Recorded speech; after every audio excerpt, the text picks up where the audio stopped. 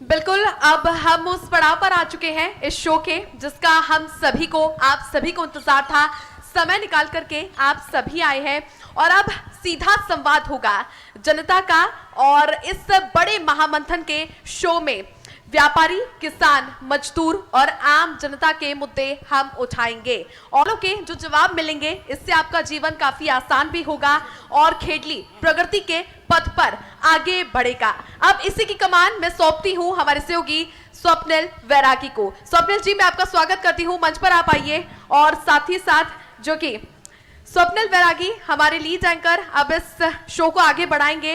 ये किसी पहचान के मोहताज नहीं है, रोजाना शाम को टीवी पर आप देखते हैं, हर एक आपके जीवन से जुड़े हुए मुद्दे को ये उठाते हैं। आज आपके बीच में आकर के आपकी बात शासन और प्रशासन के सामने उठाएंगे। मैं बुलाना चाहूंगी स्वप्निल वैरागी को, जोरदार तालियों के साथ में स्वागत कीजिए। शुक्रिया, शुक्रिया आप सभी का। और मुझे लगता है शुरुआत में मैं एक बात कहने वाला हूं, आप सभी मेरी इस बात से सहमत होंगे। हाल ही में जब चुनाव प्रचार हो रहा था तो आप सबने सुना होगा कि तीसरी दिवाली हम इस जनवरी महीने में मनाने वाले हैं, रामलला विराजने वाले हैं, प्राण प्रतिष्ठा होने वाली है। इसका मतलब यह है कि उस दिन पूरा देश जब दिवाली मनाएगा, दिए जलाएगा, तो वो न केवल खुशियों के दिए होंगे बल्कि उम्मीदों के दिए होंगे। उम्मीद इस बात की कि राम राज आएगा।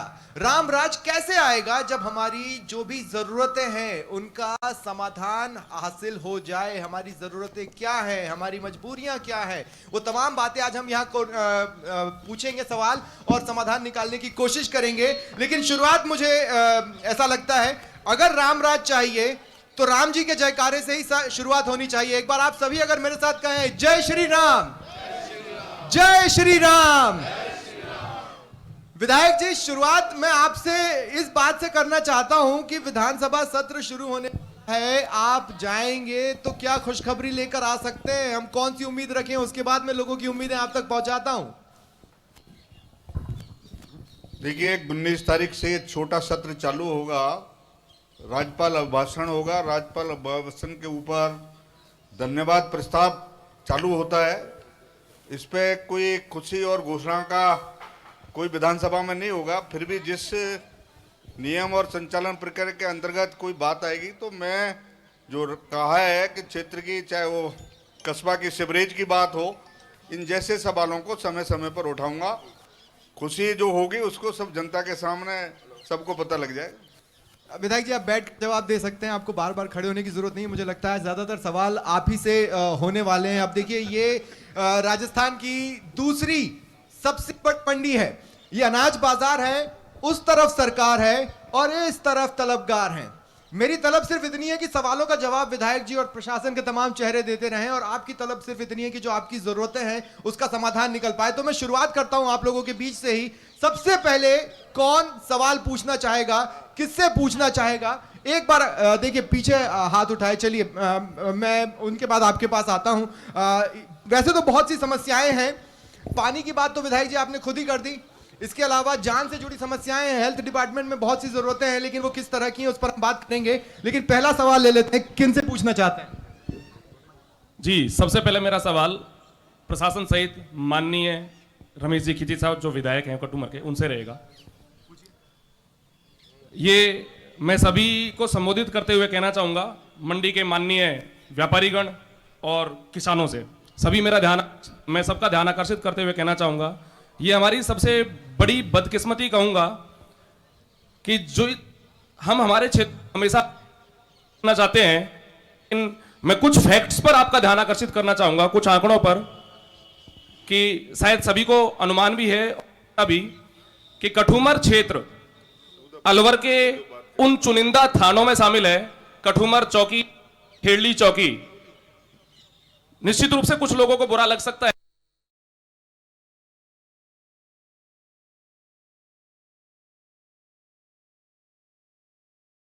मैं, लेकिन यहां पर किसी को खुश करने या नाराज करने नहीं आया हूं। सत्यता, जैसा कि माननीय, तो आपका सवाल क्या है? जी, सवाल पर ही मैं आ रहा हूं। जब हम 2 घंटे किसी को सुनने के लिए वेट कर सकते हैं तो निश्चित रूप से हम ये अपेक्षा करते हैं कि हमारी बात पूरी सुनी जाएगी। माननीय मोदी जी का जो कहना है, उस सपने को साकार करने के लिए एक प्रचंड बहुमत के साथ हम सभी जनप्रतिनिधियों को लेकर के आए हैं। तो मैं सबसे पहले माननीय खींची साहब से गुजारिश करना चाहूंगा, कठुमर क्षेत्र और खेड़ली क्षेत्र के थाने अनुसूचित जाति जनजाति एक्ट, जिसे हम देसी स्थानीय भाषा में 3 एक्ट कहते हैं, उनमें लगातार 8 और 10 साल से टॉप पर बने हुए हैं। मैं चाहता हूं ऐसी गुंडागर्दी और ये सब जो अनर्गल केस लगवाए जाते हैं वो 0 पर आने चाहिए। हमारा क्षेत्र, इस क्षेत्र में शांति स्थापित रहनी चाहिए। सबसे पहला मुद्दा लॉ एंड ऑर्डर का है। एमएलए साहब से गुजारिश करूंगा, जो गुंडागर्दी और जो ये भड़वागर्दी फैला रखी है, जबरदस्ती सामान्य नागरिकों पर थोपकर केस लगा दिए जाते हैं। सरकार का मुख्य मुद्दा है ये। और ये खींची साहब आपको इसका जवाब देना चाहिए, क्योंकि पूरे इलेक्शन कैंपेनिंग में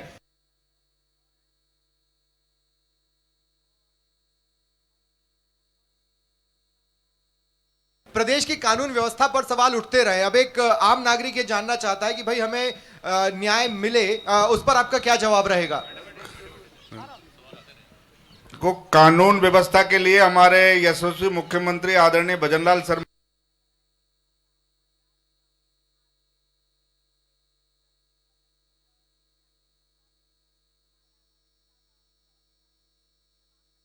जी ने कहा है 100 दिन की कार्य योजना बनाइए, कानून व्यवस्था को दुरुस्त करेंगे। निश्चित रूप से जो समस्याएं आपने उठाई है उन समस्याओं पर परीक्षण करवाया जाएगा। निश्चित रूप से कोई गलत यदि इस तरह का कर रहा है उस अधिकारी के खिलाफ आप लिखित में दीजिए, कानून कार्रवाई करवाई जाएगी। लेकिन विधायक साहब इसी देखिए जो उन्होंने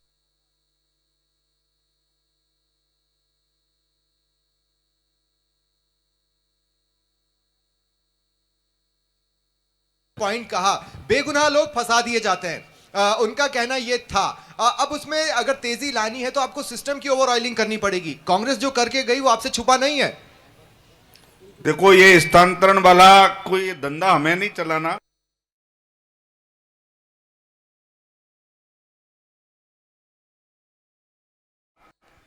गलत काम करेगा, मैंने कहा है ना, टू द पॉइंट अपनी बात को रखिए। जिसने गलत, किसी अधिकारी ने गलत किसी को फंसाया, झूठा फंसाया, उस अधिकारी की उच्च अधिकारियों के माध्यम से जांच कराई जाएगी और उसको कानून कार्रवाई के अंतर्गत जो दंड मिल सकता है वो दंड दिलवाया जाए। लेकिन बेगुनाह पर तो एक एक दिन बहुत भारी पड़ता है।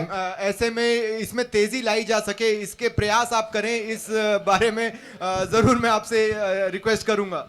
जो अधिकारी का मुझे कोई स्पेसिफिक नाम बता दें, उसको 24 घंटे के अंदर अंदर सजा दिलाने का काम कर देंगे। देखिए, तालियां बजाइए इस बात पर। अगर किसी को बेगुनाह को फंसाया जाता है और आप अगर विधायक जी तक पहुंचते हैं या जिम्मेदार लोग पहुंचते हैं तो 24 घंटे के अंदर कार्रवाई होगी। आश्वासन आपको मिला है, मुझे उम्मीद है आपको भी खुशी हुई होगी। एक सवाल यहां से मेरे पास पहुंचा था, मैं उस पर भी बात कर लेता हूं। जी, मेरा सवाल मंडी सचिव साहब बैठे हुए हैं उनसे और व्यापार मंडी के अध्यक्ष साहब हैं उनसे है कि यहाँ जब भी हम किसान के रूप में अपनी फसल बेचने आते हैं तो उसमें हमसे जितने 50 किलो के कट्टे की भर्ती की जगह एक्स्ट्रा क्यों लिया जाता है? 200 ग्राम एक्स्ट्रा लिया जाता है। उसका क्या कोई कानून बना हुआ है या फिर ऐसा ही चल रहा है? दिलीप सिंह जी, मुझे लगता है ये सवाल आपसे है। कुछ मंडियों में कुछ परंपरागत तरीके से रहते हैं। इसके संबंध में मैं ये कहना चाहूंगा कि जो वेट लिया जाता है वो जो कट्टा होता है खाली, उसका वेट को 0 करके फिर तौल की जाती है। तो ये 100 ग्राम 200 ग्राम की शिकायत आप ऑफिस में कीजिए और विदिन उसी दिन इसके विरुद्ध कार्रवाई करेंगे जरूर। कुछ जोड़ना चाहते हैं आप? एक सप्लीमेंट्री पॉइंट जोड़ रहे हैं? ठीक है, ठीक है, ठीक है, मैं मौका दे रहा हूं। क्या पता नहीं है आप लोगों को कि ये क्या, मैं ये जानना चाह रहा हूं, आपकी नॉलेज में नहीं है क्या? मैं बोलूंगा, देखिए मैं आपको संतुष्ट करना चाहता हूं। प्रमोद जी कुछ बोल रहे हैं। जब आपका माल तुलता है, मैं कई बार खुद गया हूं किसानों से, भाई ये माल फैला रहे तुम, आप इकट्ठा करो इसको। वो हमारे घर में नहीं आता है, वो क्या है, वो छड़ा वाले जाते हैं उस माल को। मैं कई बार जाता हूं कहने, नहीं तो से कोई फालतू नहीं दिया जाता। नहीं, अगर ऐसा दिया जाता है तो उसके बीच कार्रवाई होगी। नहीं, हमारे कोई ना, हमारा तो उल्टा माल घटता है बाहर जाकर। देखिए, अभी तक इतिहास में क्या होता आया है, लेकिन अभी आपके सामने मंच पर कह रहे हैं कि अब ऐसा होता है तो आप उनकी संज्ञान में लाइए। देखिए हमारा मकसद ये, अब आपने आज इश्यू मैंने उठाया पहली है, बार ये मुझे- सवाल सुना जी, है। हाँ। मैं एडी साहब विराजमान है, इसको पैरेटिव लीजिए और मैं समझता हूँ आज के आज इसका समाधान होना चाहिए। पूरी जानकारी प्राप्त हो कि इस तरह का यदि घटना घटी है तो उस पर तुरंत कार्रवाई की जाए। तो ये विधायक जी ने भी इसमें दखल चलिए, दिया है, चलिए। तालियां बजा दो। चलिए, एक बार। बिल्कुल। ठीक है स्वप्निल, यहाँ पर आधी आबादी का एक सवाल है, महिला सवाल करना चाहती है। किससे सवाल है आपका? खड़ी हुई है। मेरा सवाल महिलाओं की सुरक्षा से संबंधित है। मेरे वार्ड नंबर 12 में गांधी पार्क स्थित है और जो कि नगर पालिका के पास ही है। नगर पालिकाओं ने उसमें बहुत सारी सुविधाएं दी गई हैं, लेकिन उसके बाद भी कुछ असामाजिक तत्वों ने वहां पर जमावड़ा कर रखा है, जिससे मेरे स्वतंत्र भारत में भी महिलाएं सुरक्षित रूप से बाहर नहीं निकल पा रही हैं। पुलिस प्रशासन से बार बार शिकायत करने पे 1-2 दिन कार्रवाई होती है, लेकिन उसके बाद फिर वापस नॉर्मल वही पुनः स्थिति वही हो जाती है। दूसरी समस्या मेरी पेयजल की थी, जिसमें मेरे को माननीय एमएलए साहब ने एक आशा की किरण दिखाई है। सबसे बड़ी महिलाओं के लिए पानी की समस्या थी, अब उसमें हमें एक आशा की किरण दिखाई है, इसके लिए बहुत बहुत धन्यवाद उनका। आशा की किरण दिखा दी है, लेकिन जो समस्या है उसका समाधान कब तक होगा? विधायक जी से सवाल है उनका, और वो सुरक्षा, महिला सुरक्षा, क्योंकि भारतीय जनता पार्टी के चुनावों में एक बड़ा मुद्दा है। असामाजिक तत्वों का जमावड़ा रहता है नगर पालिका के पास, ये उनका कहना है। जो जितनी भी गाड़ियां वहां खड़ी होती है उनको निश्चित रूप से वहां से तुरंत हटवा दिया जाएगा। कल के बाद आपको गाड़ियां मिलेंगी नहीं। इससे तुरंत कार्रवाई आज से पहले नहीं हुई होगी। आप तालियां बजा रही हैं। ठीक है, मैं यही कहना चाहता हूं, देखिए मकसद सूरत बदलने का ही है, और अगर आज आपको 24 घंटे के भीतर सूरत बदलने के कुछ मुद्दों पर संकेत मिल रहे हैं तो आप लोगों की तालियां बजती रहनी चाहिए। आप ही लोगों की प्रॉब्लम्स है जिनका यहाँ पर सॉल्यूशन चल रहा है। पानी की बात उन्होंने की विधायक जी, जिसका आपने धन्यवाद भी दिया, लेकिन एक प्रमुख मुद्दा है जो कि जल जीवन मिशन से जुड़ा हुआ है, केंद्र की महत्वाकांक्षी योजना है। विधायक जी मैं आपका ध्यान खींचना चाहता हूं अपनी तरफ। जल जीवन मिशन से जुड़ा एक मुद्दा है, कई करोड़ों के टेंडर्स इलाके में हुए हैं, वो कहां तक पहुंचे हैं? ऐसा माना जा रहा है कि काम काफी स्लो गति में चल रहा है। अब प्रधानमंत्री मोदी की एक महत्वाकांक्षी योजना, वो काम आपके अंडर में तेज हो जाए, क्योंकि अल्टीमेटली तो प्रदेश सरकार को ही यहां पर उस काम को आगे बढ़ाना है। तो सबने इस मैं बात में अगर आपकी कोई आश्वासन बात मिल को पाए। आगे बढ़ा देता हूं। इनको यहाँ पर जो एमएलए साहब है, इनको बिजली पुत्र कहते हैं, क्योंकि इन्होंने इनके पिछले कार्यकाल में बड़ी जो कट की समस्या थी उससे निजात दिलाई, और ये जनता मानती है। जब हमने यहाँ रिसर्च किया है इस क्षेत्र में, तो पानी की एक बड़ी समस्या है, क्योंकि पानी खारा है यहाँ पर, और पेयजल की एक बड़ी समस्या है। तो आप एक बार ये माइक उठा के और अपनी जनता को ये विश्वास दिला दीजिए कि इस कार्यकाल में इस समस्या का समाधान हो जाएगा। एक दारोदा का ट्यूबवेल बंद है। कस्बा खेड़ली की जो समस्या है मुख्य रूप से, मैं समझता हूँ उसके बारे में डिस्कस हो चुका है अधिकारियों से। 10 दिन 15 दिन के अंदर अंदर पावर का ट्रांसफार्मर आ जाएगा, तो ये आपको सुचारू रूप से पूरे सबको पानी, हर बाढ़ को पानी मिल जाएगा। लेकिन जल जीवन मिशन के कामों में तेजी कब तक आ पाएगी, अगर आप थोड़ा सा आश्वासन दे पाए? देखो, जल जीवन मिशन के अंतर्गत कोई स्पेसिफिक कोई जगह हो तो उसके बारे में मैं उत्तर दूं। बाकी पूरा जो जल जीवन मिशन के अंतर्गत निश्चित रूप से पिछली सरकार ने, मुझे 1 महीना 15 दिन हुआ है अभी, और इस पे पूरा वो कर रहा हूँ, मैं परीक्षण कर रहा हूँ सारी चीज का, सब जगह जा रहा हूँ। जहाँ जहाँ जगह से मुझे शिकायत मिल रही है उन शिकायतों को दूर करने का काम कर रहा हूँ। अधिकारियों से तुरंत उसके लिए कह रहा हूँ क्या कहाँ दिक्कत है। पिछली 5 साल की सरकार ने इस पे, जल जीवन मिशन पे, वाकई में सही कह रहे हो, बड़े धीमी गति से काम किया। जो काम नहीं हो पा रहा उसको निश्चित रूप से धरती पर लाने का काम करेंगे, ये मैंने सबसे वायदा कर। चलिए, पानी के साथ ही जान से भी जुड़ी बातें होती हैं, हेल्थ डिपार्टमेंट की तरफ भी हम जा सकते हैं, यहाँ पर किस तरह की स्थितियां उस पर भी बात हो सकती है। लेकिन एक युवा चेहरा, देखिए युवाओं को आपसे काफी उम्मीदें हैं और इस तरफ हाथ उठाया हुआ है। युवाओं ने आपका बम्पर साथ दिया इन चुनावों में। पेपर लीक के मुद्दे को लेकर युवाओं का जो आक्रोश था वो कांग्रेस की डिमाइस का कारण बना। अब युवा आपसे क्या उम्मीदें रख रहा है, उसको सुनिए। सर, मेरा नाम निखिल है और मैं आपके जो मकरेटा गांव उधर से पढ़ता हूं, वो बेल्ट में अभी तक कोई भी प्रोग्रेस नहीं हुई है। आप पहले भी कांग्रेस टाइम पे एमएलए रह चुके हैं, तो उस टाइम पे अभी तक कोई प्रोग्रेस नहीं हुई और ना कोई पानी की सुविधा हुई। मैं आपसे 3 सवाल करना चाहता हूं। पहला सवाल है कि आपका बीजेपी का स्लोगन रहा था, नहीं सहेगा राजस्थान, महिलाओं के बारे में। दूसरा सवाल है, जो आरएएस की जो भर्ती है, वहाँ पे धरने पे बैठे हुए हैं जयपुर में, उनको इतना कम समय मिला। मैं भी आरएएस का एस्पिरेंट हूँ, मेरा नहीं हुआ, लेकिन मैं उनके साथ रहना चाहता हूं कि आप उनको थोड़ा पोस्टपोन करवाएं। और तीसरा है कि पानी की समस्या का मुद्दा। और चौथा ये पेपर लीक के बारे में आप किस प्रकार करेंगे। और जो पोस्टपोन्ड है वो आरएएस की भर्ती में अभी उन्होंने खाना पीना छोड़ रखा है, जयपुर में बैठे हुए हैं वो लोग, तो उनके आरएएस को लेकर जयपुर में प्रदर्शन चल रहा है। राजस्थान यूनिवर्सिटी के गेट पर भी कई युवा बैठे हुए हैं। किरोड़ी लाल मीणा जी भी उनसे मिलने पहुंचे, तमाम बड़े चेहरे उनसे मिलने पहुंचे। तो आरएएस से जुड़ा ये मसला है कि क्या उस पर कोई सहानुभूतिपूर्वक विचार हो सकता है। जहां तक रही बात पानी की, उस पर तो आपने हालांकि जवाब दे दिया है और महिला सुरक्षा पर भी आपने एक आदेश मंच से ही जारी कर दिया है जिस पर आपने तालियां भी बटोरी। अब आरएएस वाला मसला है जिस पर मुझे लगता है अगर आप सहानुभूतिपूर्वक विचार करने की बात भी करते हैं तो ये बड़ी बात होगी। मेरे स्तर का मामला नहीं है, मुख्यमंत्री जी के स्तर का मामला है। फिर भी अरे सर जी आप तो कह सकते हैं मुख्यमंत्री जी को। युवा ने बात को सवाल को उठाया है, इसलिए मेरा फर्ज बनता है कि मैं विधानसभा में इस बात को रखने का काम करूंगा। जब सामूहिक रूप से सारे विधायक रखेंगे तो मैं भी निश्चित रूप से इसको सवाल को रखने का काम करूंगा कि इस परीक्षा की तिथि बढ़ाई जाए। चलिए, तो मुझे लगता है कि आपका सवाल था तो कम से कम एक बार आपको तो ताली बजानी चाहिए अगर मुख्यमंत्री तक बात पहुंचा रहे। मेरी एक अपील है कि क्लब ना करे, एक के साथ 2-4 सवाल ना जोड़े। हम उनके पास वापस आएंगे, एक सवाल करें ताकि उसका जवाब लेना आसान रहे। अगली बार फिर उनके अगले सवाल यदि है तो अपना हाथ ऊपर करें तो उनके पास अगली बार भी आएंगे। मैं हेल्थ सेक्टर से जुड़े भी कुछ बातें करना चाहता हूं। आप में से कोई भी अगर जवाब दे पाए तो मुझे बहुत खुशी होगी। अस्पताल को उप जिला अस्पताल में क्रमोन्नत कर तो दिया गया पर जमीन और बजट ये सबसे बड़ा रोड़ा बना हुआ है।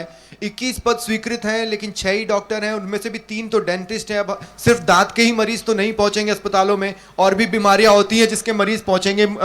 मुझे लगता है कि इस पर आपको ध्यान देना चाहिए विधायक जी, अगर कुछ हो सके तो। इसमें थोड़ा समय लगेगा। अगले बजट में जब भी पोस्ट जो स्वीकृत पोस्ट है उनको मैं जितना जितना हो सकेगा, आप सबको पता है पूरे प्रदेश में डॉक्टरों की समस्या है। जो जो ब्रांच के डॉक्टर्स चाहिए वो ब्रांचों के डॉक्टर जैसे जैसे समय समय पे मिलते जाएंगे, मैं उन डॉक्टरों को लगवाने का पूरा प्रयास करूंगा। सर जी कोई एक टाइम फ्रेम अगर आप बता पाए, 1.5 साल 2 साल 2.5 साल, आज तो आप गारंटी पर गारंटी दे रहे हैं, एक गारंटी और दे दीजिए। बाकी 1-2 डॉक्टर तो बहुत जल्दी यहाँ आने वाले हैं। तो जैसे सर्जन गायनेक इस तरह के स्पेशलिस्ट यहाँ पर चाहिए, लेकिन मैं पूछ रहा हूँ कि 1.5 साल 2 साल आप तो खुद ही अनाउंस कर चुके हैं ना एक मुद्दे पर कि 2.5 साल तक अगर कुछ नहीं हुआ तो मैं इस्तीफा दूंगा। पार्लियामेंट इलेक्शन के बाद आपको किसी भी डॉक्टर की समस्या ही नहीं मिलेगी। देखिए ये एक बहुत बड़ी घोषणा है जहाँ से जुड़ा मसला है, और पार्लियामेंट्री इलेक्शन मतलब 2024 के चुनावों के बाद। छवि ठीक है, एक बार एक और सवाल आया है चिकित्सा से।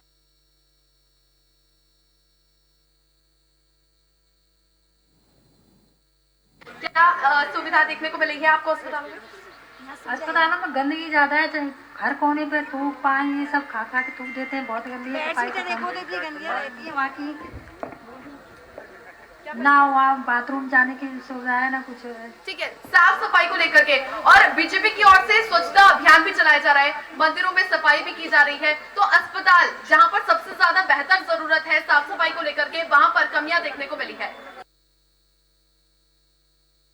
अभी मैं औचक निरीक्षण करूंगा और मैं समझता हूं यदि मुझे कमी मिली तो कल सुबह ठीक ठाक मिलेगा मामला। आपको सुबह जाना हॉस्पिटल जब ठीक मिलेगा, ईश्वर नहीं करेगा आप हॉस्पिटल जाएं, लेकिन सफाई को देखने जरूर जाएं।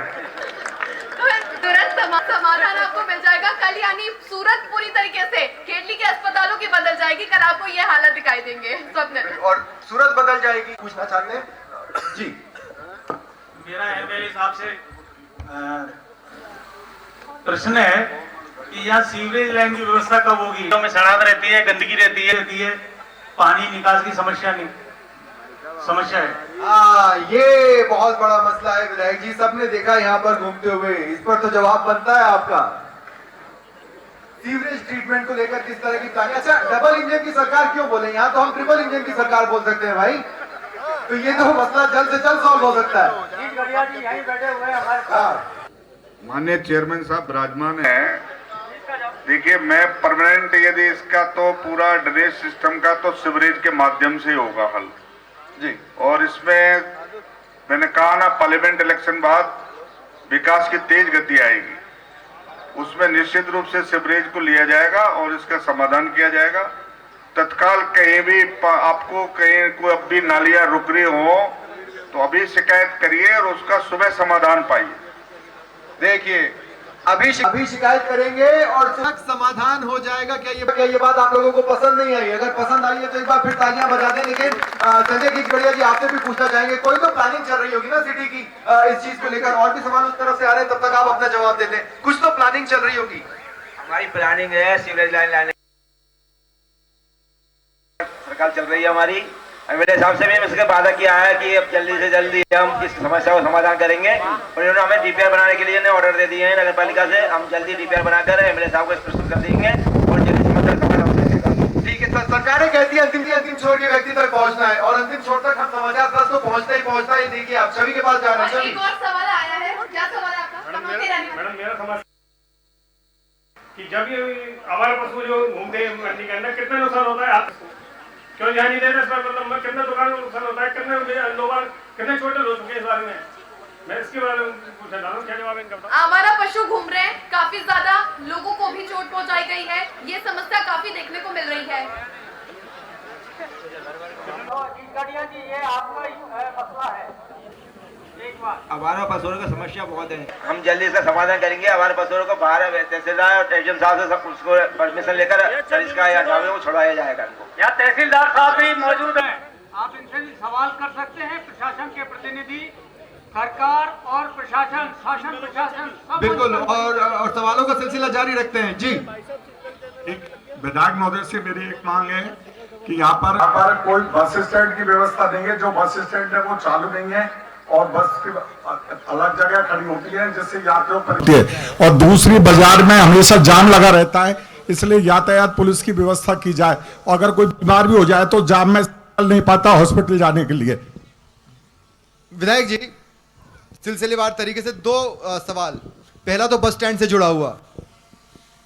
बस स्टैंड नगर पालिका द्वारा संचालित किया हुआ है और बस स्टैंड को रोकने के लिए बस की जो व्यवस्था राज्य परिवहन विभाग के अधिकारियों के माध्यम से नहीं की जा रही है, उसको मैं समझता हूँ दिखवाया जाएगा। पहले ऑर्डर कैसे हुआ, किस तरह से हुआ और उस ऑर्डर को पालना क्यों नहीं हुई।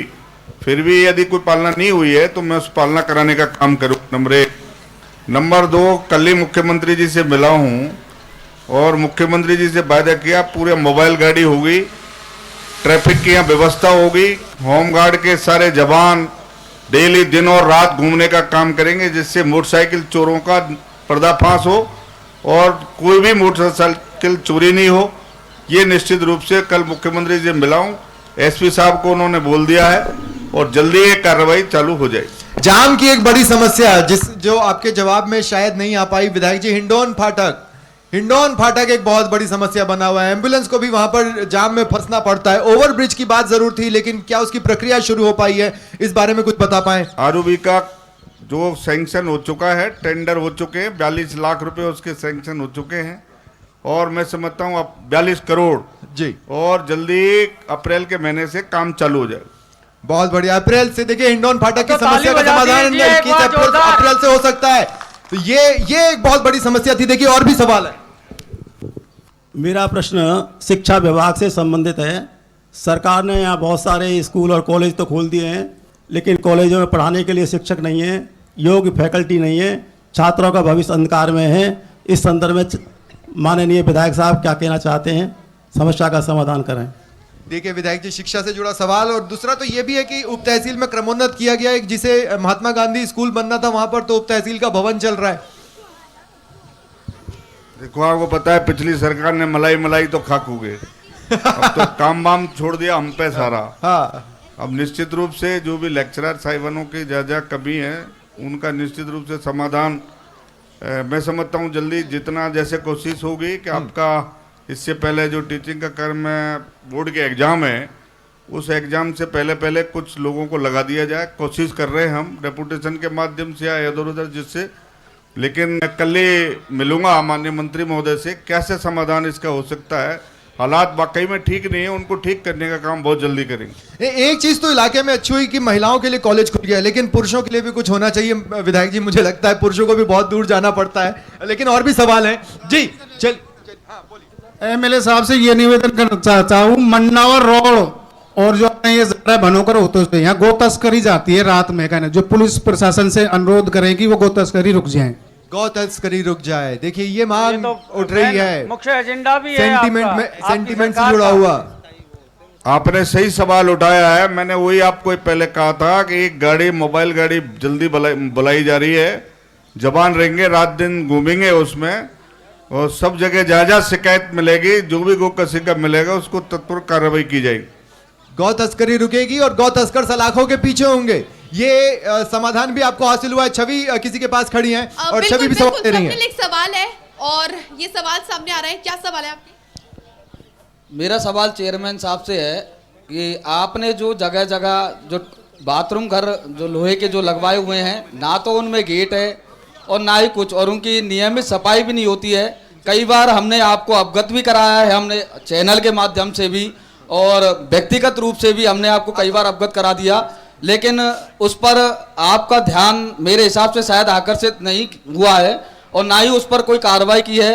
आपके कर्मचारी सफाई तो करते हैं लेकिन सही तरह से सफाई उसकी नहीं होती है और ना ही उनमें गेट है और महिलाओं के लिए भी काफ़ी जो है समस्या का सामना करना पड़ता है। और यहाँ पर ये नगर पालिका क्योंकि नेतृत्व डबल है, या संदेश खंडेलवाल भी हैं, उपाध्यक्ष है नगर पालिका के और अध्यक्ष भी हैं, तो ये कुछ जो समस्याएं हैं ये मुझे लगता है आज इसका वादा आप कर दीजिए।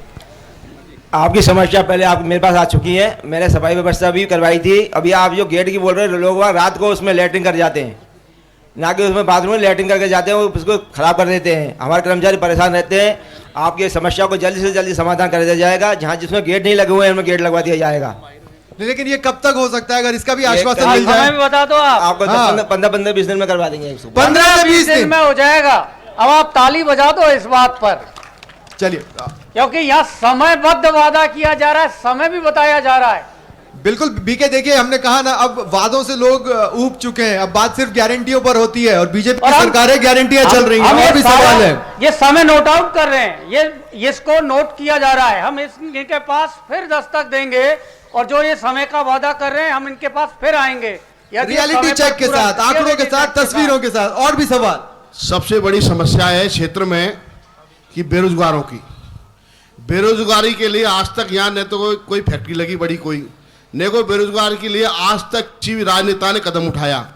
एक पूर्व में एक बोर्ड टांग दिया रीको, एक भी उसमें फैक्ट्री लगी। मैं निवेदन करना चाहता हूँ हमारे विधायक साहब से कि बेरोजगार जो प्लान कर रहे हैं, कोई दिल्ली भाग रहा है, कोई फरीदाबाद भाग रहा है, उनकी हत्या हो जाती है वहाँ जाके।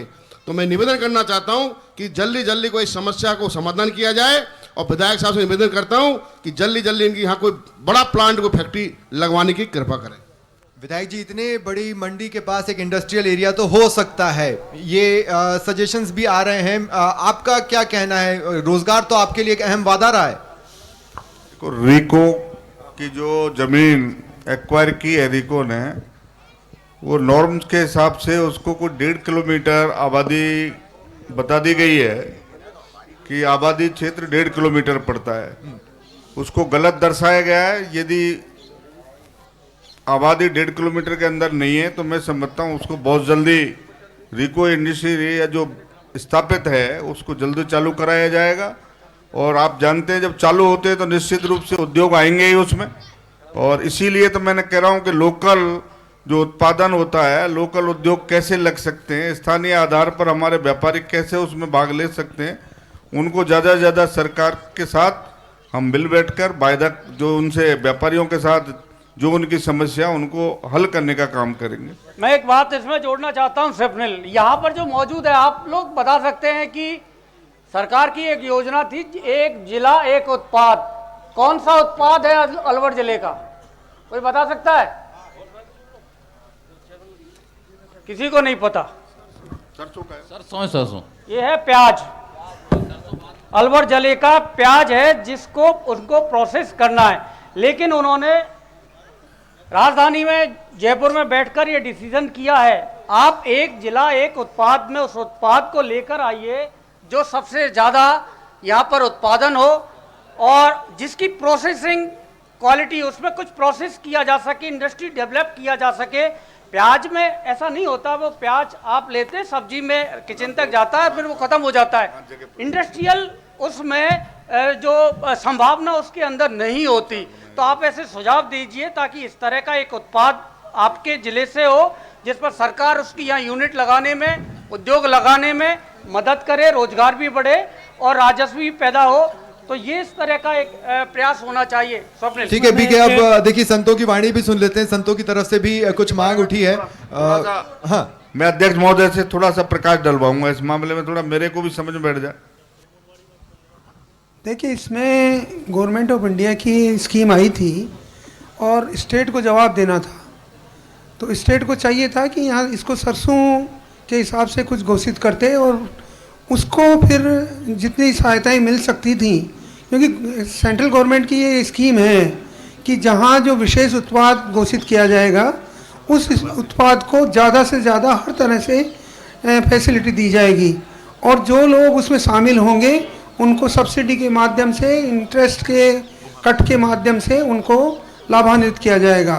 परंतु ये चूँकि प्याज का मामला गया है, प्याज का मामला मुझे नहीं लगता है कि अलवर ज़िले के लिए कोई बहुत है। इसको दोबारा रीथिंक करके और फिर दोबारा से इसको सरसों को विशेष बताते हुए वे सेंट्रल गवर्नमेंट को भेजा जाना चाहिए ताकि बड़ी इंडस्ट्रियां सरसों में आ जी सकें। कई बार राजस्थान को सरसों स्टेट बनाने की मांग अलग अलग मंचों पर कर चुके हैं। ये हमें जानकारी है, केंद्र और राज्य सरकार के बीच में ये मांग पहुंचाई है और इस क्षेत्र की जनता नहीं, लेकिन इससे अच्छा मौका क्या होगा बीके, आप भी जानते हैं जब यहाँ भी भाजपा वहाँ भी भाजपा। डॉक्टर मोरवार का मैं इसमें थोड़ा करना चाहूँगा अध्यक्ष साहब। मैं बताता हूँ, एक सेकंड मैं एमएलए साहब का और अध्यक्ष साहब से, हमारे जो पूरे भारत के अध्यक्ष हैं उद्योग के, कि मैंने यहाँ सिर्फ एक मिल लगी हुई है, वो भी सक्सेस नहीं है। वो भी साल में, वो मेरी है जो मान लो मैंने लगा रखी है, हाँ, वो साल में 6 महीने बंद रहती है, जबकि मुझे यहाँ कच्चा माल मिलता है, सब बात मिलती है। पर हमारी गवर्नमेंट ने टैक्स किसानों के लिए कुछ नहीं किया और टैक्स फ्री कर रखा है बाहर से जो तेल आता है, और उनका तेल सस्ता बिकता है, सरसों का तेल तेज बिकता है। तो मैं हमारे अध्यक्ष साहब से ही विनती करूंगा कि इस मामले को उठाएं और भरतपुर में भी आधी मिल बंद है और सरसों का उत्पादन अब की बार 130 लाख टन होगा, जो कभी भी नहीं हुआ है। देखिए ये भी अपने आप में ऐतिहासिक मौका रहेगा। अगर एक बार आप ताली बजा दें तो मैं ये सिर्फ पूछना चाहता हूं कि आखिर घर की मुर्गी दाल बराबर क्यों है यहाँ पर? इतने व्यापारी दुखी है, इतना मतलब मील वाला दुखी है, सिर्फ एक मील है वो नहीं चल पा रही है। दाल बराबर बाहर से तेल मंगा लेते हैं और उससे वो सस्ता पड़ता है। घर की ना किसानों को पैसा मिल रहा, ना व्यापारी खुश है। घर की सरसों पामोलिन से भी नीचे है, बराबर नहीं है। मैं समाचार प्लस से यही निवेदन करूंगा, ये बात आप ऊपर उठाएं कि भाई व्यापारी और किसानों को भी पैसा नहीं तो इस पर सबसे अच्छा जवाब जेपी सर दे पाएंगे। इस बारे में सबसे अच्छा जवाब जेपी सर दे पाएंगे और मंच खत्म होने से पहले वो आपको इसका जवाब देंगे। जी, यहाँ पहले प्याज को 1 प्रोडक्ट 1 डिस्ट्रिक्ट रखा गया था, लेकिन उसके बाद कंडीशन देखते हुए सरसों को भी इसमें शामिल कर लिया गया है। और राजस्थान सरकार की स्कीम थी राजस्थान कृषि प्रसंस्करण, कृषि व्यवसाय एवं कृषि निर्यात प्रोत्साहन नीति 2019, जिसमें किसान को 75% सब्सिडी या 1.5 करोड़ तक की सब्सिडी दी जाती थी पूंजी निवेश अनुदान में, और 6% ब्याज जो भी वो लोन लेता था। उसके साथ 7 साल तक मंडी टैक्स की 100% छूट है, वो आज भी है। तो ऐसा नहीं है, प्रोत्साहन देने के लिए सरकार तत्पर है और वो चालू है अभी भी। तो 1.5 करोड़ तक व्यापारी हो या किसान हो सभी को छूट है। और सरसों को भी इसमें पीएमएफई में जो सेंटर की स्कीम है वो भी चालू है, और प्याज के साथ साथ सरसों भी इसमें शामिल है। मनोज जी मैं कुछ कहना चाहते हैं। मनोज जी, हाँ, मैं ये बताना चाहता हूँ कि देखिए अपन अभी जो चल रहे हैं वो एक भेड़ चाल में चल रहे हैं। भाई साहब ने तेल मिल लगाई, बहुत अच्छी बात है, लेकिन सरसों का तेल निकालना ये इसका सबसे निम्न काम है। इसे नीचे किसी भी आइटम उसका तेल निकाल दिया आपने, तो आप उसके R&D के ऊपर आप सर्च कीजिए। जैसे प्याज की बात चली, मैं आपको बताना चाहूँगा कि प्याज में LI थाइसोनेट होता है। अगर वो अपन वो LI थाइसोनेट एक एसेंशियल ऑयल है, वो निकालते हैं तो उसके 45,000 रुपये किलो मार्केट में रेट है इंटरनेशनल में, आप गूगल सर्च करके देख सकते हैं। तो अपन क्यों सोचे कि प्याज को सिर्फ सब्जी में यूज लेंगे, सरसों है, अपन ये क्यों सोचते हैं कि सरसों का सिर्फ तेल ही निकालेंगे, तेल तो कोई भी निकाल सकता है। आप सरसों है, सरसों के आप, मैंने अभी मजाक में कहा था कि सरसों के पुराने ज़माने में तकिए चलते थे बच्चों के लिए, आप वो बनाइए, एक तकिया जो है वो आपका 300-400 रुपये में बच्चों के लिए बिकेगा मेट्रो सिटी में। तो आज अपन के पास जो प्रोडक्ट, अपन उसकी एक्चुअल गुणवत्ता नहीं जान रहे, जो पीढ़ियों से चला आ रहा है उसी क्रम को अपन आगे बढ़ा रहे हैं। तो प्याज अगर है तो प्याज की अगर सरकार द्वारा अगर कुछ इंसेंटिव एक्स्ट्रा देके एक थाइसोनेट की फैक्ट्री लगाई जाए, मैं बता रहा हूँ यहाँ से उठ के प्याज केरल में जाता है, केरल में एक यूनिट है जो ये प्रोडक्शन कर रही है। तो इस प्रकार की इनोवेशन मेरे को लगता है कि जरूरत है अपने पॉलिसी मैटर है, इनोवेशन की जरूरत है, जागरूकता की जरूरत है। तहसीलदार साहब, अगर एक एश्योरेंस मिल जाए, इतनी सारी जो योजनाएं चल रही हैं अगर वो लोगों तक पहुंच पाए, अभी हम भी अचंभित थे जब इन्होंने बताया कि किसानों को इस तरह का फायदा मिल सकता है, ये जानकारियां मुझे नहीं लगता बहुत से लोगों के पास है। एक बार मैं एक बात कहना चाहता हूँ, इस टॉपिक को पूरा किया जाए। हमारे अध्यक्ष जी ने कहा कि एक मिल मेरी यहाँ होने के बावजूद नहीं चल रही, उस बात पर फोकस रखा जाए, क्यों नहीं चल रही। ये एक उदाहरण है, भरतपुर की मिलें बंद हैं, अलवर की मिलें बंद हैं, 50% प्रोडक्शन है, क्यों? इसका मुख्य कारण हमारा जो देसी तेल है, वो विदेशी तेल उनका बहुत सस्ता है विदेशी तेल, तो आम जनता जो तेल खाती है जो सस्ता होता है, तो केंद्र सरकार को उस पर जो इम्पोर्ट ड्यूटी है वो जीरो कर रखी है, उस पर इतना कम से कम ड्यूटी रखा जाए। जब आपका समर्थन मूल्य आप घोषित कर रहे हैं 5400 रुपये सरसों का, तो उसका तेल कम से कम 110 रुपये पड़ेगा, तो बाहर का तेल उस रेट तक है, कम से कम इम्पोर्ट ड्यूटी उस पर लगाई जाए कि वो सरसों तेल के बराबर हो। तो इसमें एक समस्या आती है, ये प्रैक्टिकल बात है कि जैसे ही सरकार इंपोर्ट ड्यूटी उस पर बढ़ाती है जी, और उसके साथ ही ये जो स्थानीय तेल है इसकी कीमतें भी बढ़ जाती हैं और सरकार के ऊपर दबाव बनता है, और इसकी वजह से उसको उसके ऊपर इंपोर्ट ड्यूटी कम करती है, उसका इंपोर्ट बढ़ाना पड़ता है, तो वो एक बड़ी समस्या और पहले हुआ भी है ये। शर्मा जी, हम वही तो कहना चाहते हैं, सरकार ये चाहती है कि किसान को पैसा ज्यादा से ज्यादा मिले, आम जनता को तेल फ्री मिले, तो दोहरी नीति होगी ना कि आम जनता को हर एक बार सस्ता मिले। एक जमाखोरी भी होती है जब ये कोई जमाखोरी का आज देखो कि सरकार ने इंपोर्ट ड्यूटी इस पर बढ़ा दी है, अब भाव बढ़ने वाले, डिमांड निकलने वाली है, तो स्टॉक शुरू हो जाता है। तो स्थानीय व्यापारी, तो थोड़ा सा आप व्यापारियों को भी इसमें इस बात को समझना होगा और आपका साथ देना होगा कि जो स्टॉक ना किया जाए, जमाखोरी ना किया जाए, कालाबाजारी ना की जाए। मैं शर्मा जी वही कहना चाह रहा हूं, उन सब चीजों के लिए सब तरह के नियम है। वर्तमान में हर महीना हर के जगह हर हफ्ते हमें नेट पर अपना स्टॉक देना पड़ता है, हर चीज का एक सिस्टम है, उसको इस चीज से न जोड़ा जाए। जब तक बाहर का तेल नीचा पड़ेगा, अपने देसी तेल न तो रोजगार मिलेगा और न हमारी सब मिलें चलेगी। सरकार केंद्र चाहे उसको रियायत कितनी भी दे दे, रिबेट कि राजस्थान सरकार कितनी रिबेट दे दे, अभी हारून जी कह रहे थे 75% छूट है, वो छूट का क्या करेंगे? छूट के बावजूद अगर खेड़ली मंडी की एक मिल बंद है तो इसका मतलब क्या है, ये आपको सोचना पड़ेगा। बिल्कुल, अब जिस जगह पर है मैं उसके प्रति तो थोड़ी लॉयल्टी दिखानी ही होगी, लेकिन अगर विधायक जी आपने सारे पॉइंट सुन लिए हैं, अगर एक छोटा सा आश्वासन या जो भी आप बोल सकें इस मुद्दे पर। पहले बाबूलाल जी कुछ कहना चाह रहे हैं। हाँ बाबूलाल जी। मैं ये कह रहा हूँ कि केंद्र सरकार से इस संबंध में निवेदन किया गया है कि हमारी मिलें जो बंद हो रही हैं ये चालू रखी जाए, और जो आप इंपोर्ट ड्यूटी कम करते हैं भाव घटाने के लिए, उनको उनका संतुलन बनाए रखा जाना चाहिए। इंपोर्ट ड्यूटी इस तरह से लगाई जाए कि आपके जो किसान को किसान की फसल का पूरा पैसा मिलता रहे, मिलें चलती रहें और उपभोक्ता को ठीक दामों पे। और इस संबंध में मेरे ख्याल से जल्दी एक मीटिंग भी हमारी होने वाली है, और मैं मान के चलता हूँ कि कोई ना कोई समाधान इसमें निकल जाएगा। ठीक है। तहसीलदार साहब, मेरी आपसे बातचीत थोड़ी सी बीच में रुक गई थी। मैं सिर्फ इतना कहना चाहता हूं कि जागरूकता के लिए बहुत से ऐसे पॉइंट्स हैं, जैसा कि अभी हारून जी ने भी उठाए, वो लोगों तक पहुंचे, इसके लिए क्या कोई अभियान सोचा जा?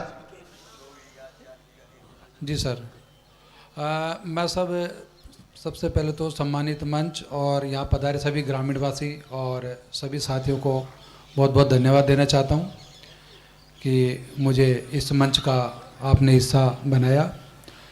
और दूसरा आपका जो सवाल है उसके लिए मैं कहना चाहता हूँ कि अभी हमारे पूरे कटुमर क्षेत्र के अलावा भी पूरे भारतवर्ष में एक भारत विकसित संकल्प यात्रा का आगाज हुआ है, जिसमें हमारी 17 योजनाओं को लेकर के केंद्र सरकार के द्वारा कैंपिंग अभियान जो चल रहा है वो एक ग्रामीण क्षेत्र से प्रत्येक ग्राम में ये कैंप हमारा चालू है। उन कैंप में इन 17 योजनाओं में हमारा कृषि से संबंधित भी योजनाएं ली हुई है हमने।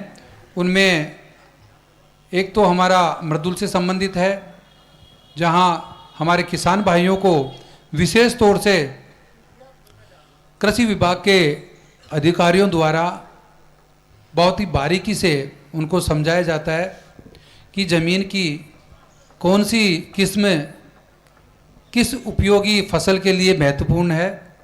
उस ज़मीन का एक सैंपल लिया जाता है, मिट्टी का सैंपल लिया जाता है और सैंपल लेकर के किसान भाइयों को ये बताया जाता है कि ये मिट्टी किस फसल के लिए उपयोगी है और इस मिट्टी में किस तरह का खाद हमने पहले ज़्यादा यूज़ लिया है और अब किस तरह का खाद हमें यूज़ लेना चाहिए।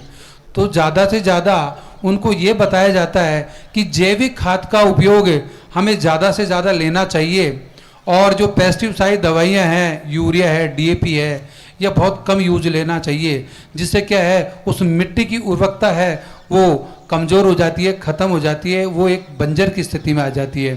तो अभी अपने इस विकसित भारत संकल्प योजना में माननीय विधायक महोदय जी भी करीब करीब समय निकालकर, हालांकि इनका बहुत ही बिजी शेड्यूल है क्योंकि अभी इनको उधर हमारे 19 तारीख से विधानसभा भी चालू हो जाएगी, इसके अलावा क्षेत्र में दौरे भी कर रहे हैं और फिर भी ये हमारे यहाँ जहाँ जहाँ कैंप का आयोजन किया जाता है ये खुद वहाँ जा कर के हमारे ग्रामीण वासियों से प्रत्येक ग्राम पंचायत में उनसे रूबरू होते हैं, उनकी समस्याओं का समाधान करते हैं जी। और सारे ब्लॉक लेवल के अधिकारी, कर्मचारी और सभी हमारे जितने भी वहाँ सरपंच महोदय और बाकी सभी लोग पहुँचते हैं।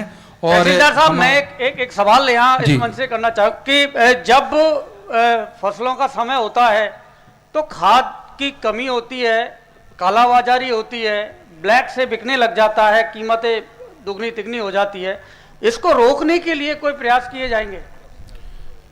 जी सर, मैं आपको अवगत कराना चाहता हूँ, इस तरह की समस्या वैसे तो अभी तक मेरे पास नहीं आई है, लेकिन अगर इस तरह की कोई समस्या आती है तो सबसे पहले देखो, सबसे पहले सजग होना पड़ेगा हमारे किसान भाई को, हमारे किसान भाई को सजग होना पड़ेगा। अगर उसके साथ में इस तरह की समस्या आ रही है, वो दुकान पे जा रहा है और दुकान पे जाने के बाद में उसको जो उस पे एमआरपी है अगर उससे ज़्यादा मिल रहा है, खाद में अगर ऑलरेडी स्टॉक है और वो मना कर रहा है तो आप लोग लिखित में शिकायत दें ताकि हम उस पर कार्रवाई कर सकें। इसके अलावा मैं आप लोगों से ये सजेस्ट करना चाहूँगा कि ज़्यादा से ज़्यादा आप लोग नैनो जो फर्टिलाइज़र जो हमने यूज़ लिया है उसको ज़्यादा से ज़्यादा आप लोग यूज़ लो। हम जहाँ भी शिकायत के लिए कोई हेल्पलाइन नंबर है क्या? अगर है तो एक बार आप यहाँ से बोल दें, मुझे लगता है तमाम किसानों को उससे फायदा पहुंचेगा, या समय आने पर हेल्पलाइन नंबर बना लिया जाए। समितियों में अपने कृषि जो कार्यालय बने हुए सब में उन्होंने अपनी पूरी डिटेल दी हुई है और सारे वहाँ नंबर लिखे हुए हैं। वैसे अगर कोई भी शिकायत आती है तो 181 पे आप डाल सकते हो और इसके अलावा हेल्पलाइन नंबर जगह जगह डाले हुए हैं, आप उन पे आप शिकायत कर सकते हो। ठीक है, मुझे बहुत खुशी है इस बात की। एक बार यूरिया की कमी, मैं चूंकि अलवर मंडी में मेरे पास में भी 3 यूरिया की खादों की दुकान है, 2 साल से केंद्र सरकार द्वारा यूरिया इतना दिया जा रहा है, मैं समझता हूं कि इस बार आपके पास कोई कमी की, कोई किसानों के कोई पेपरबाजी नहीं आई होगी इस बार। अभी तक कोई शिकायतें नहीं है और अभी तक ऐसी कोई खबर भी हमारे पास नहीं मिली है। केंद्र की अच्छी योजना 2 साल से चली है, उसमें उन लोगों ने उनको डायरेक्ट अपने संज्ञान में लेकर उसको सब्सिडी देकर इस तरह से दिया है कि कोई किसान को परेशानी नहीं है। और मुझे खुशी इस बात की है कि जब तहसीलदार साहब ने कहा कि विधायक जी का स्केड्यूल बहुत बिजी है, और अगर स्केड्यूल बिजी है मतलब काम हो रहा है, बहुत सीधी सी बात यही है, तो आप मेहनत तो कर रहे हैं कम से कम। चलिए, अगर प्रशासन को प्रशासन काम करता दिखे और को शासन काम करते दिखे तो इससे सुखद तस्वीर और क्या होगी। मैं वापस सवालों की तरफ जाते हैं भीड़ में। मेरा शासन और प्रशासन से निवेदन है कि जलवा तो हो ही चुका है, अब भारत माता का भी जलवा और संतों का भी जलवा। तो मैं आपसे ये कहना चाहता हूं कि गौशाला की अगर व्यवस्था अगर हो जाए, और गौशाला की अगर व्यवस्था हो जाती है तो उसके लिए हम जमीन देने के लिए इच्छुक हैं। हमारे श्री महंत है पुट्टिन मस्ता में जगह दे देंगे, हम 2-4 बीघा जमीन चाहिए तो हमारे गौशाला बनवा दीजिए आप। देखिए रास्ता तो यही निकल आया, जमीन यहीं के यहीं देने की बात हो गई। अब आपकी तरफ से अगर एक घोषणा हो जाती है तो विश्वास मानिए यहाँ एक एक शख्स जो गौ को अपनी माता मानता है इतनी दुआएं देगा कि आप इमेजिन नहीं कर सकते। जमीन ये दान कर दें और एमएलए लैड का पैसा आएगा, मैं सरकार की बात नहीं देखता, मैं तो मेरे कोटे से मतलब इनको जो आवश्यकता होगी उसके लिए मैं तैयार हूं। तो ये जय जय जय श्री राम।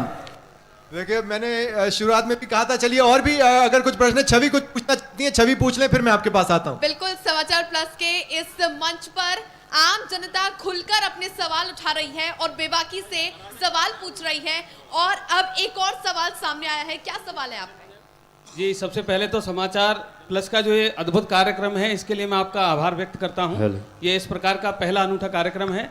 यहाँ जनता इससे इस प्रकार के कार्यक्रमों से लोकतंत्र निश्चित रूप से मजबूत होता है और शासन प्रशासन की जवाबदेही यहाँ तय होती है। मैं उन लोगों की तरफ से अपना सवाल रखना चाहता हूं जो अपना सवाल स्वयं नहीं रखवा रहे हैं। आज का हमारा बचपन मोबाइल में कैद है और हम स्वस्थ भारत की बात तो करते हैं और भारत के भविष्य की बातें तो करते हैं, परंतु भारत के भविष्य जो इस कस्बे में यहाँ पल रहा है उसके पास कोई भी सार्वजनिक खेल मैदान उपलब्ध नहीं है।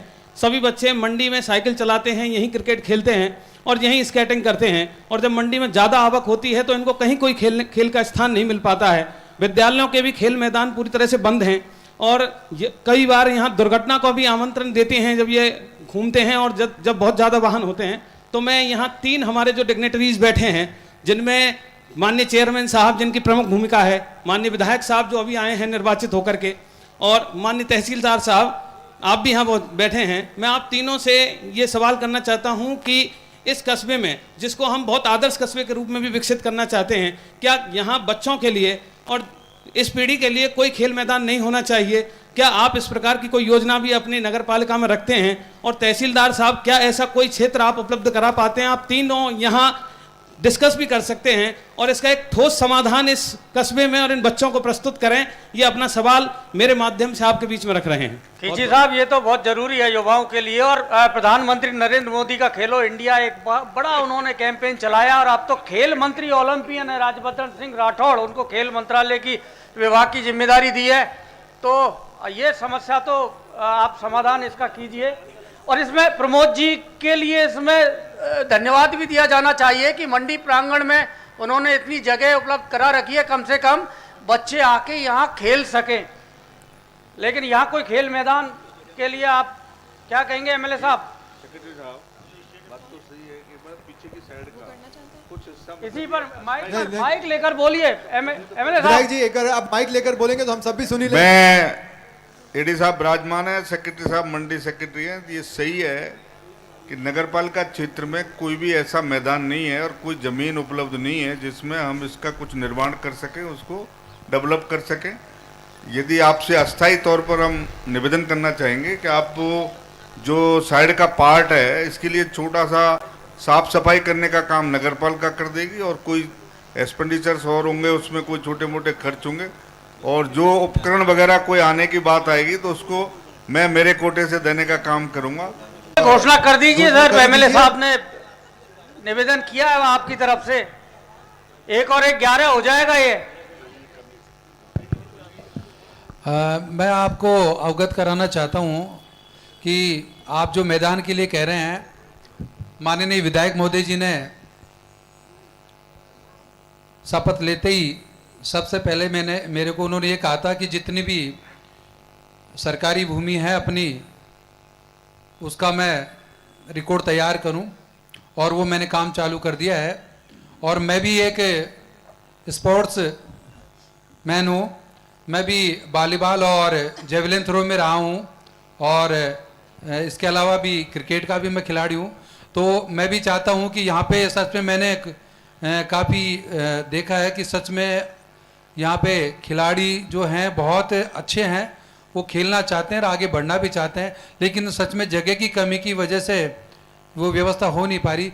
तो जल्दी ही माननीय विधायक महोदय जी इसके लिए आप लोगों की मंशा पूरी करेंगे। धन्यवाद। तो खेड़ली के खिलाड़ी ना हो परेशान, हो चुका है समाधान और जल्द मिलेगा खुद का एक मैदान। और भी सवाल है? मैं माननीय एमएलए साहब से निवेदन करना चाहूंगा कि यदि संभव हो और माननीय एमएलए साहब ये सबने लेकर घोषणा हो रही है इसके बीच में जो यहाँ इसी मौके पर इसी मंच पर। चलिए माननीय विधायक साहब से चर्चा करके अस्थायी कुछ व्यवस्था खेलकूद के लिए करेंगे, ऐसा हमारा प्रयास रहेगा। जब तक स्थायी समाधान नहीं हो जाता तब तक अस्थायी व्यवस्था भी कर दी जाएगी। लेकिन अगर एक बार स्थायी कब तक हो सकता है समाधान? जल्द से जल्द 6 महीने, 7 महीने, 8 महीने नहीं तो 2-3 महीने में कर देंगे। 2-3? अरे क्या बात है, बहुत बढ़िया। ये देखिए अब इसमें तो ताली बनती है, आखिर अपने बच्चे खेल रहे हैं और उन्हें खेलने के लिए मैदान मिल जाएगा, इससे बेहतर क्या। जी मैं माननीय एमएलए साहब से निवेदन करना चाहूँगा, हमारे क्षेत्र में कोई भी टेक्निकल या मेडिकल संबंधी कोई भी अच्छा इंस्टीट्यूट नहीं है। नर्सिंग कॉलेज हुए या फिर कोई भी टेक्निकल कॉलेज हुए, तो इस तरह की योजना लाएं तो ज़्यादा ठीक रहे। ऐसी कोई मंशा हो या कोई प्लान हो या चाहें तो ऐसे कुछ बताएं। शिक्षा एक बार फिर कॉलेज चाहिए इलाके को, प्रोफेशनल। ये वो उनका कहना है कि कोई प्रोफेशनल इंस्टीट्यूट ताकि रोजगार भी जनरेट हो और रोजगार के लिए स्किल डेवलपमेंट हो, इस तरह का कोई इंस्टीट्यूट यहाँ मिले। क्या हो सकता है विधायक जी? सरकार की मंशा खुली है, कोई प्राइवेट सेक्टर में लेना चाहे, नर्सिंग कॉलेज खोलना चाहे तो खोल सकता है। आप सब जानते हैं भली भांति सारी चीजें हैं, आप अपनी फाइल लगाइए और उसमें मदद करने के लिए मैं तैयार हूँ। सरकार का जहाँ तक सवाल है, डिस्ट्रिक्ट हेडक्वार्टर्स पर अब से ब्लॉक स्तर पर नर्सिंग कॉलेज कहीं कभी कोई खोले नहीं कहीं भी पूरे राजस्थान में। फिर भी यदि कभी सरकार खोलेगी तो निश्चित रूप से कठुमर खेड़ली में जरूर नर्सिंग कॉलेज खुलवाएगी। और इतिहास फाइल दबेगी नहीं एमएलए साहब, फाइल चलेगी और सूरत बदलेगी। सूरत बदलेगी। चलिए मैं आदरणीय चेयरमैन साहब से कहना चाहता हूँ, कुछ सुधार के लिए कहना चाहता हूँ। अगर उनका मन हो और ठीक तरह से वो समझें कि उचित राय है तो माने, अन्यथा कोई बात नहीं है। कि खेड़ली मंडी में कस्बे में जो सांडों की समस्या है वो बहुत दर्दनाक समस्या है। रोजाना सांड लड़ते हैं और मोटरसाइकिलों पर और गाड़ियों पर और आदमियों पर इस तरह से चढ़ते हैं कि जिससे कोई भी जनहानि कभी भी हो सकती है और वो आपके माथे मढ़ाई आएगी। आप इस बात को मतलब ये है कि सुधारें, मेरा तो आपसे अनुरोध है। अन्यथा ये आपके दिमाग पशुओं की समस्या है, आवारा है। पशुओं की समस्या है। ये प्रदेश में कई शहरों कस्बों में है, ये केवल खेड़ली की समस्या नहीं है। लेकिन इसके लिए जो प्लान वो यहीं पर बन सकता है, उसमें विधायक और स्थानीय प्रशासन ये कुछ और भी जोड़ रहे हैं अपनी बात में। इस सुधार के लिए आपके पास पर्याप्त स्टाफ है।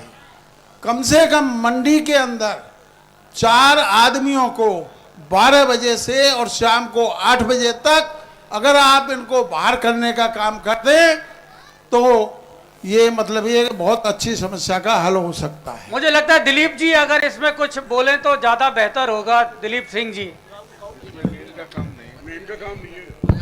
ये अनाज मंडी की समस्या नहीं है, ये पूरे कस्बे की समस्या है और इस कस्बे का नाम खेड़ली मंडी के नाम से जाना जाता है। अच्छा मैं मंडी में अगर समस्या है, संजय जी के पास आ गया आखिर ये सवाल घूम के शर्मा जी, आ गया। अगर अनाज मंडी में समस्या है तो काऊ कैचर से वो समस्या अनाज मंडी की तो मिट सकती है। अनाज मंडी में समस्या है ही नहीं। अनाज मंडी कह रहे हैं। नहीं अनाज मंडी नहीं, खेड़ली मंडी सिर्फ कहते हैं। हाँ सर, बात यही है कि सांड कोई जानलेवा कांड न कर दे, उससे पहले कुछ हो सकता है तो बता दें। मैं पूर्व चेयरमैन साहब से अवगत कराता हूँ, मैं भी समस्या के समाधान के लिए बहुत कोशिश कर रहा हूँ। इसको छुड़ाए खा जाए, इनको पकड़ के आप बोल रहे हैं कि इनको भगा दिया जाए। आगे फिर किसान जो आते हैं गांव वाले, पर वो वापस आ जाते हैं साहब, वो वापस आ जाते हैं। मैं इनको चाहता हूँ कि बाहर छोड़वा दूँ। मैं इनको चाह रहा हूँ कि भारत विवाद ऐसे कितने सांड हैं जो अपने यहाँ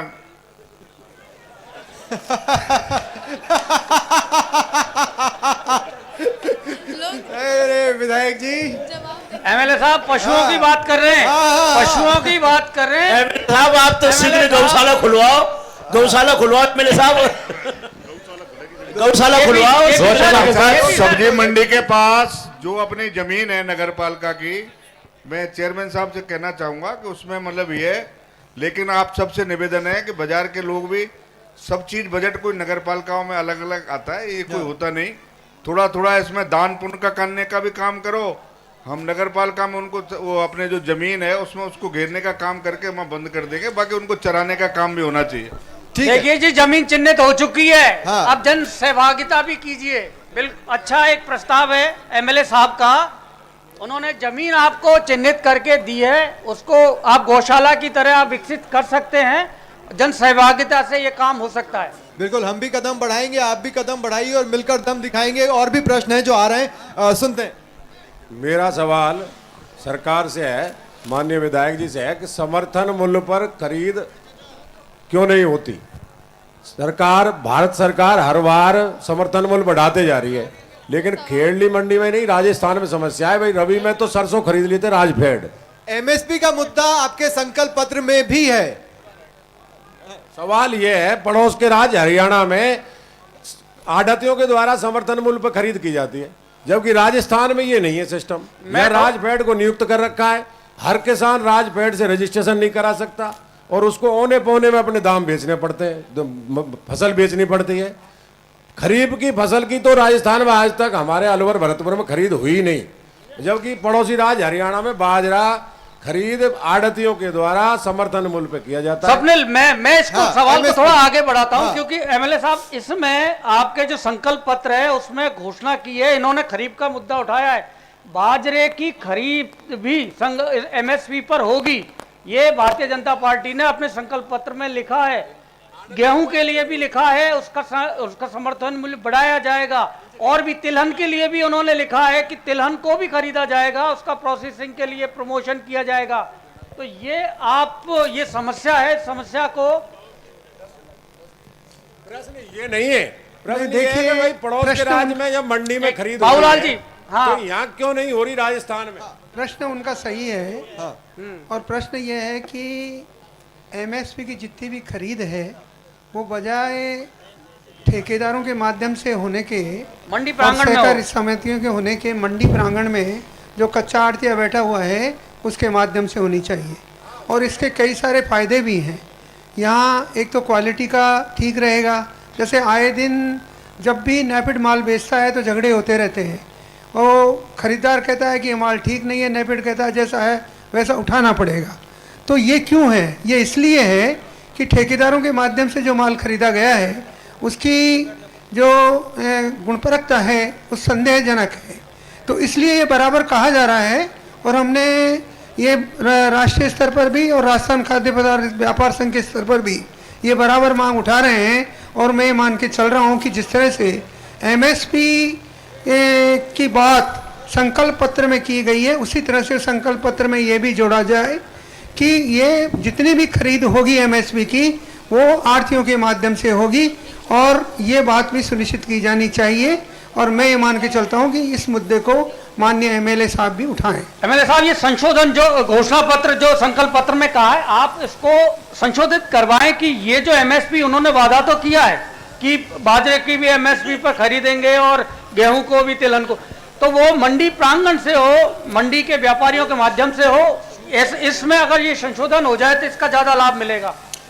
मैं माननीय राष्ट्रीय अध्यक्ष गुप्ता साहब से निवेदन करना चाहूंगा कि इसको थोड़ा विस्तार समझ, जो एमएसटी पर किसान आढ़तियों को देगा और जो राजफेड या विभिन्न संस्थाओं के माध्यम से या कोई भी एजेंसी के माध्यम से, प्राइवेट लोगों के माध्यम से एमएसटी पे जो खरीद होती है, वो जो गैप होता है बाजार मूल्य का और समर्थन मूल्य का, उस गैप को सरकार क्या सब्सिडी के रूप में देती है या कोई मतलब उसको उनको क्या प्रोत्साहन देती है?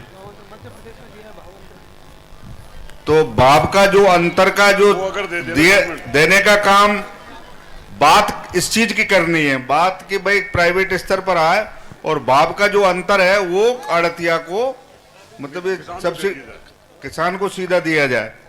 ये बात करने का काम निश्चित रूप से जो भी होगी उस पे माननीय हमारे स्टेट का मामला नहीं है, केंद्र सरकार का मामला है। संबंधित मंत्री जी से और प्रधानमंत्री जी से तो मिलने का मेन्यू नहीं कह सकता, जो फेंक दूं उससे करने का कोशिश करूंगा और जल्दी आपके समाधान कराने का काम करूंगा। डबल इंजन की सरकार का फायदा तभी होगा कि बात तुरंत पहुंचे। ये जो जमीनी स्तर है, ये ग्राउंड लेवल की समस्या मांग है, वो आपके माध्यम से ऐसा किसी मंच पे उठाया जाए, इस बात को जरूर उठाया जाएगा और प्रधानमंत्री जी के कानों तक पहुंचाया जाएगा और पार्लियामेंट इलेक्शन में इसको फायदे को लेने का काम करेंगे। इसको घोषणा कर दीजिए जिससे किसानों को फायदा मिले।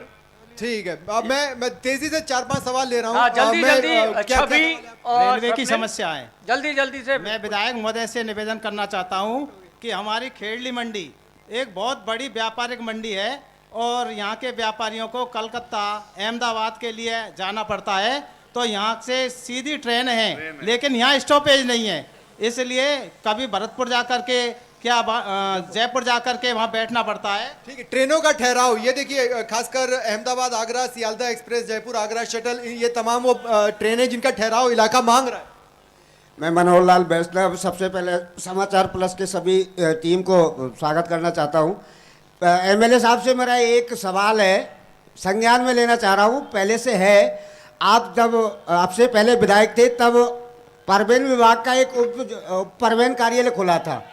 मैं आपसे निवेदन करता हूँ, लगभग 100 किलोमीटर क्षेत्र की जनता को जाना पड़ता है, पर उप परवेन कार्यालय खेड़ली में अगर पुनः चालू हो जाए तो क्षेत्र की जनता को काफ़ी सुविधा मिल जाए। दूसरा, एक आपके हेडक्वार्टर कठुमर में जो हॉस्पिटल की व्यवस्था है, वहाँ के जो प्रबंधक हैं या जो भी है CHO वगैरह, वहाँ की कार्यशैली बिल्कुल क्षेत्र की जनता के लिए अशोभनीय है। वहाँ कोई भी व्यवस्था नहीं है। 2 मुद्दे हैं आपके लायक है, आपके विधानसभा के हैं। और कोई सवाल है अगर जल्दी से आप लेना चाहते हो तो सवाल एक साथ ही फिर जवाब ले लेंगे। मैं एक निवेदन करना चाहूँगा कि खेड़ली नगर पालिका क्षेत्र में पहले हर चौराहे पर कैमरे लगाए गए थे और आज वो कैमरे बिल्कुल ख़राब हैं। दूसरी समस्या ये है कि नगर पालिका खेड़ली में जो गांधी पार्क है उसमें आई लव खेड़ली लिखा हुआ है। मैं उसकी कई बार कार्रवाई करवा चुका हूँ कि उसमें लाइट ख़राब है, लेकिन उसकी सुनवाई नहीं हो रही। देखिए, शहर का सौंदर्यीकरण भी मुद्दा है। और भी सवाल तेजी से मैं ले लूँ। हाँ, हम चेयरमैन साहब से ये निवेदन करते हैं कि हम बंदरों का बहुत आतंक है, मंडी में भी अंदर आने तक नहीं जाते हैं, हर रोज पकड़े जाते। आवारा पशु जी, आप भी कुछ कह रहे हैं?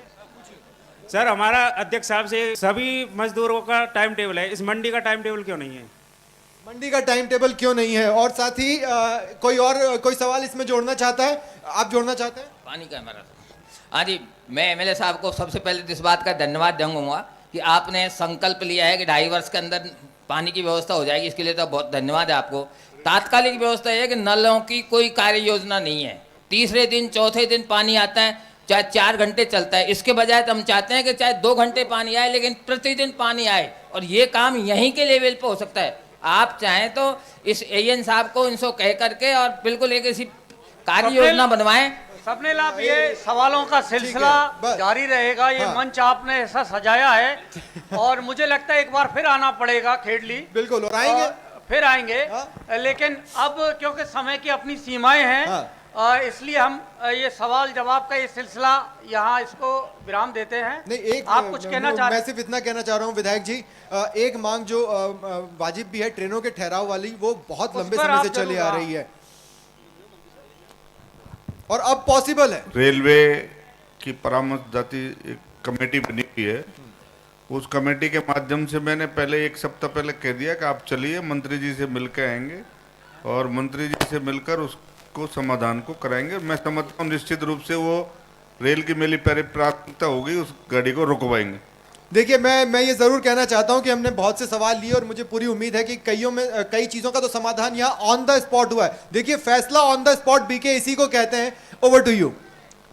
तो ज़्यादातर जो मुद्दे थे जनता के बीच में, खेड़ली की जनता के बीच से उठाए गए थे और उन पर हाथों हाथ या समय सीमा के साथ में वादा किया गया है कि उन समस्याओं का समाधान किया जाएगा, क्योंकि अब जो डबल इंजन या ट्रिपल इंजन की सरकार है यहाँ खेड़ली के अंदर, वो खेड़ली के विकास को नई दिशा देगी। यह शासन भी था, प्रशासन भी था, ये मंच सजा था समाचार प्लस, और साथ ही सहयोग किया था इसमें राजस्थान खाद्य पदार्थ व्यापार संघ, भारतीय उद्योग व्यापार मंडल, हमारे जो को पावर्ड जो साथ में सहयोगी हैं, मनोज मोरारका जी, उनका कबीरा ब्रांड ऑयल है, शाम मसाले, और साथ ही हमारे शखा मसाले जो हमारे साथ में सहयोगी बने हैं और आगे भी सफ़र में हमारे साथ रहेंगे।